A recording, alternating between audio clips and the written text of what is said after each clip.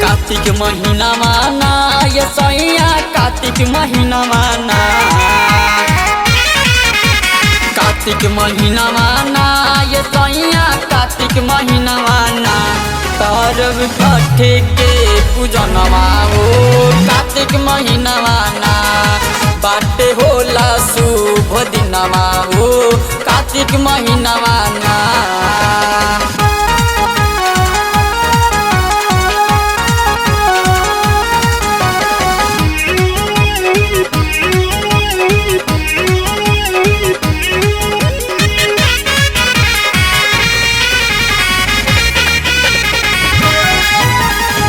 बबुआ के भाड़ा उतरी सुनी बतिया, सब कोई अर्घ देवे जालन गंगा घटिया।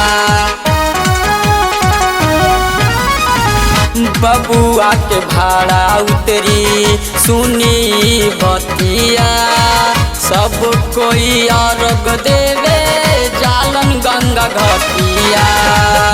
तलादी दौड़ कलश पवा सैया जाई बजरिया ना, तलादी दौड़ कलश पवा सैया जाई बजरिया ना।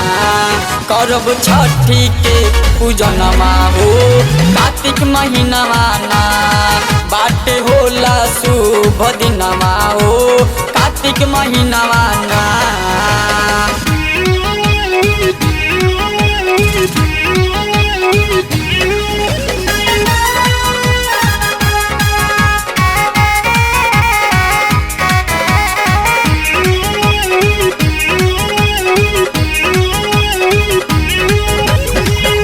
अमित संजय लई है गैया के दूधावा, देवरा धनंजय उठई है माथे दौड़ सुपावा।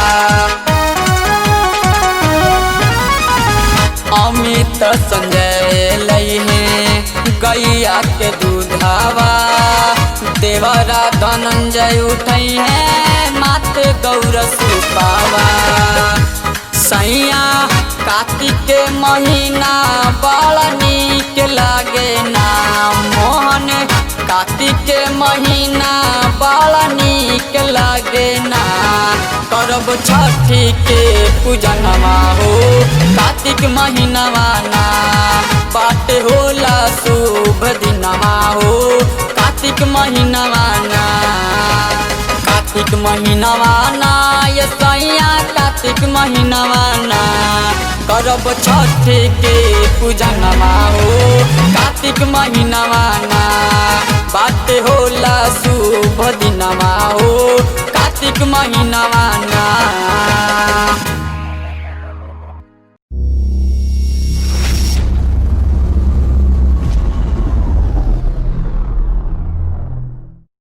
हमारे चैनल को रेगुलर सुनने या देखने के लिए नीचे दिए गए सब्सक्राइब बटन को जरूर दबाएं, लाइक एंड सब्सक्राइब करें।